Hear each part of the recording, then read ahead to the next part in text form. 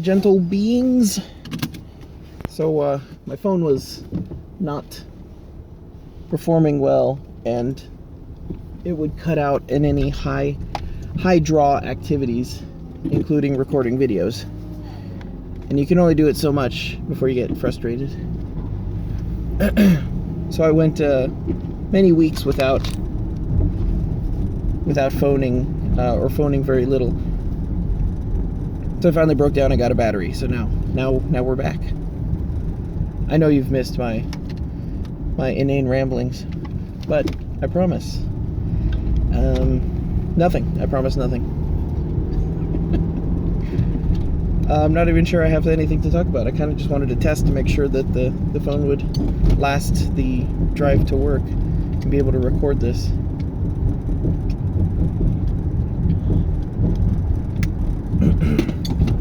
So I still have Emilio needs to be built. I have a stack of work, actually. I got sick. Well, we were all sick, except for the baby. And it was just like, it was like a cold and a cough, but it was like, just killed your energy. And normally I just have like mild symptoms, but I have them for a long time. But this was, it was cold and cough and very, very tired, very worn out. I needed to mow, and I could not.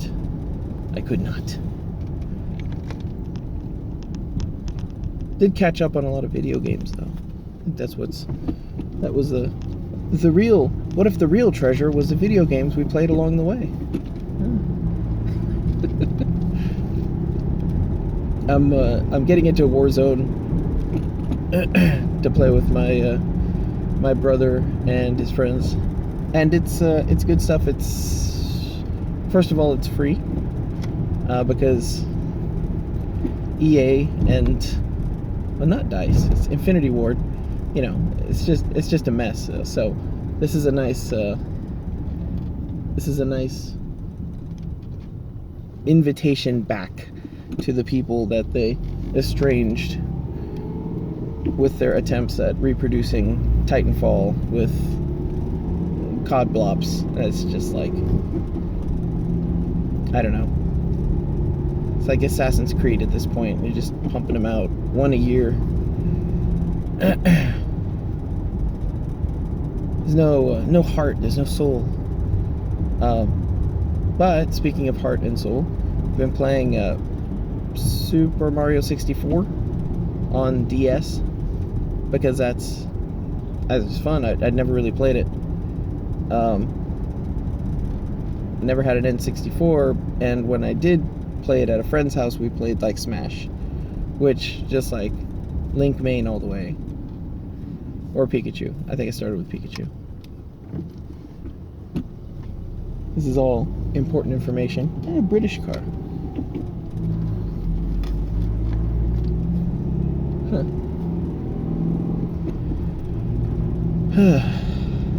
But being worn out, and I don't know, work has been extra something. We've been having some delays related to, it's not even related to the virus, it's related to the reaction, to the overreaction to the virus. So we've got people who have kids that are out of school, and it's difficult, and they need to be out to watch their kids on odd days. And then we have just regular quarantine slowdowns, where stuff that comes in needs to be held off for a while and not touched, and it's been a pain. And we've gotten behind, and we're trying to catch up. And it's just like this is a growing stack of work, which I don't do well with, but I'm trying to keep my focus on the, like, just the one step at a time, you know, one shovelful at a time. I work best under full focus on one specific thing, and I can shift that focus pretty easily, but depending on the complexity, I need a little bit of time to ramp up. So if I focus on one thing and do it all day, I can do it really well. But if I have to focus on that thing and then switch, and then come back to it, and then switch to something else, and then come back to it, and then go back to the first thing, and then the second thing, it doesn't work well with me. So I'm trying to,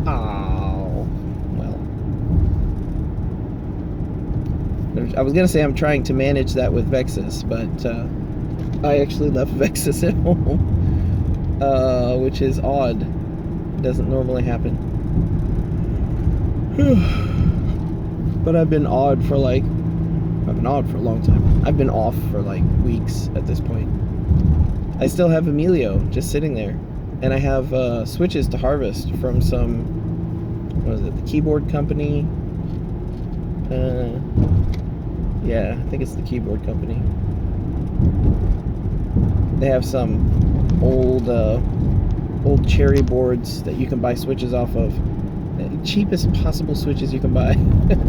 If you harvest them, obviously there's some labor involved, but I think it works out to like 10 cents a switch. Which is great for me because I prototype a lot. And it's hard to keep parts available. Although I have started doing, I need to get female header pins. Because then I can move MCUs around and try out different ones. So, like, the Teensy works great. Well, Teensy's required, actually, for the...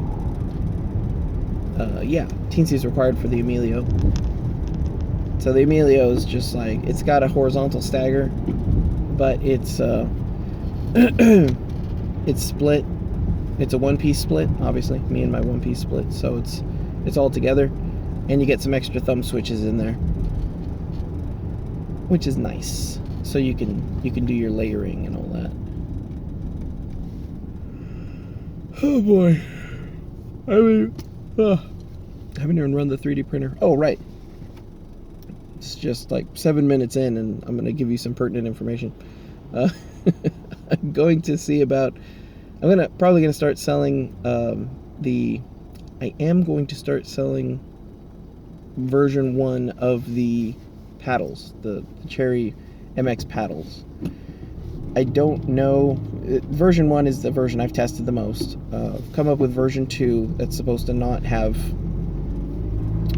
not require glue, but I'm not positive that it does. I haven't completely tested it, and I might have to wait until Signum 4 to test it, because I want to make sure I'm not putting too much mechanical. The reason it doesn't need glue is because it uses the switch's solder position to hold it in place. But that just means that when you pull on it, you're not pulling on the glue or on the PCB, you're pulling on the switch, which is arguably worse. I know people don't much care for the hot glue method, but if you put a thick bead of hot glue down and then press it in place, and the hot glue just like oozes out the side, you just wait for it to dry, and then you just cut it off. You just peel it right off, and then it's nice and clean. I've never been one for aesthetics. Well, you know what I mean. I don't make things look pretty. I make them look fitting. They are aesthetically pleasing, but they're not fancy. You know what I mean? I don't know what my style is, but I think it speaks for itself at this point, whatever it is. Point being, I want to... So, Signum 4 is going to have room for... is going to have the switches oriented such that you can do the paddle version 2 so that the switch is held down. I have a problem with these versions, because when I tell people, you know, it's Signum 3, if I use numbers, Signum 3, Signum 4, Signum 5, people are like, well, obviously Signum 5 is the best. Like, well, they're different. Then why does one have a higher number? Think about that. So I don't know, there's got to be a better way of naming, or I want to be able to ease the transition from Signum 3.0 to Signum 3.1, because people are like, well, 3.1, obviously that's a bigger number.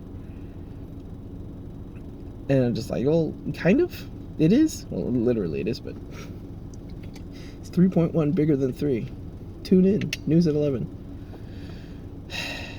I don't want to give it different names. It is still Signum series. Signum Alpha and Signum Bravo is probably a good naming scheme. There's also Signum 40, Signum 50, but then, you know, we're still at numbers, but 40% is a more recognizable number, as is 50% than 3 and 3.1.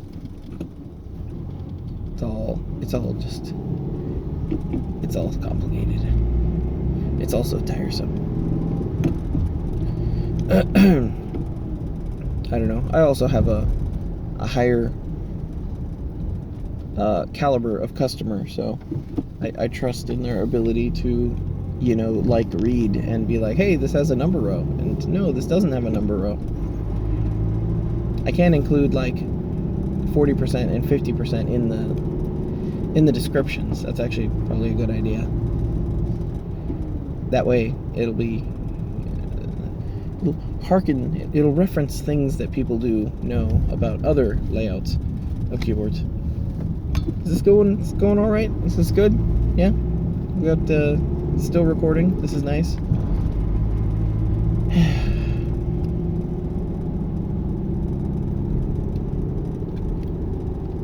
The yard signs. This soft conformity. Very interesting. I'm curious to know from a social perspective what would happen. And this is something that's technically okay. Because you should wear your politics, wear your societal beliefs. You should wear all that stuff on your sleeve to make it clear, so that you can find people who think like you and identify people who think like you, so they can find you and you can find them, and you can combine your efforts, unify your human efforts, and coordinate. So things like putting out yard signs that say, this is my belief system, and then the next house puts out the same yard sign that says, this is my belief system, same one, and then you get like 3 in a row, and you're like, oh, well, hang on, now we're doing something, right? And then people start to think about it differently. Like, well, do I think that way? Do I want to think that way? Do I want to be bothered by these people who don't think that way? Or do I want to seem like I'm part of those people? You know, it's ideological conformity. Well, conformity is different from uniformity, though. That's the thing. Because there's a book called The Great Sort. It talks about how people basically begin to live in areas where where people who agree with them live. And thinking about it, it becomes an interesting experiment, interesting thought experiment, because you can probably drive down a street and judge by the outward appearance of the house and the cars, even like the landscaping. You can probably guess how. I don't want to say guess at politics, but guess at the lifestyle, the type of people that live in this neighborhood. And it probably happens subconsciously that you walk into the house and you realize that while you drove up that you're like, I don't know if this is our neighborhood, and you start with a poor concept of the house to begin with, and then you wind up not moving there. But I don't know. It's an interesting idea. Because that's technically more important than the house. It's actually much more important than the house. It's your neighborhood, the people around you. Hey, it worked.